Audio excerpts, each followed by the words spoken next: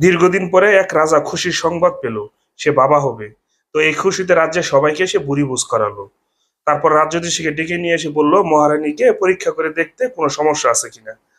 তো রাজ্যাধীশী পরীক্ষা নিরীক্ষা করার পরে রাজাকে বলল, রাজামশাই, মহারানীর বাচ্চা হতে কোনো সমস্যা নেই, বাচ্চা ডেলিভারি খুব সুন্দর ভালোভাবে হবে, তবে ছোট্ট একটু প্রবলেম আছে। তো রাজা বলল, কি সমস্যা? তখন রাজ্যাধীশী বলল যে যেদিন মহারানীর বাচ্চা ডেলিভারি হবে সেই দিন মহারানীর পেটের ব্যথা না হয়ে বাচ্চার বাবার পেটের ব্যথা হবে। মানে মহারানীর লেবার পেনের পরিবর্তে বাচ্চার বাবার লেবার পেন হবে। তো রাজা বলল যে এটা কোনো সমস্যা নাই, আমি এতদিন পরে বাবা হব, এটাই তো অনেক খুশির। আমি এই সামান্য ব্যথাটুকু সহ্য করতে পারবো। যদি এই ব্যথা সহ্য করতে না পারি তাহলে আমি কিসের বাবা হলাম? এই ব্যথা আমি সহ্য করতে পারবো। তো যেই দিন রানীর মানে বাচ্চা ডেলিভারি হবে সেই দিন তো রাজা খুব চিন্তায় পড়ে গেছে। ঘেমে ঘুমে একবার অস্থির, ঠিক আছে? তো মানে একবার খুব টেনশনে পড়ে গেছে, মানে একবার হুলস্থুল কাণ্ড। সে বিছানায় শুয়ে আছে।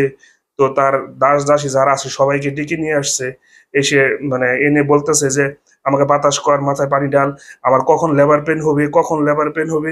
মানে একেবারে অস্থির হয়ে গেছে। তো এমন সময় এই সেনাপতি এসে বলতেছে, রাজামশাই, আপনি এখানে শুয়ে আছেন, ওইদিকে তো মন্ত্রী মশাই পেটের ব্যথায় ছটফট করতেছে।